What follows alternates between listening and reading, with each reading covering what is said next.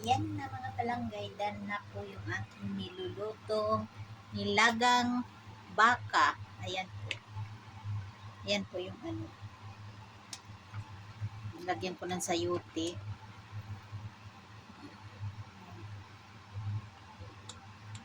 Nilagang baka, may sayote siya, may eggplant. Tapos kangkong, ayan, may kangkong siya. Ayan. Nilagang baka, tsaka ito ay nagpapakulo din ako ng soup. Ayan. Hinaan lang natin yung apoy.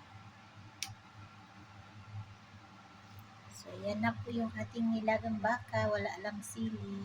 Kasi nakalimutan. At saka saging na saba. Ayan. Kain tayo mga palanggay.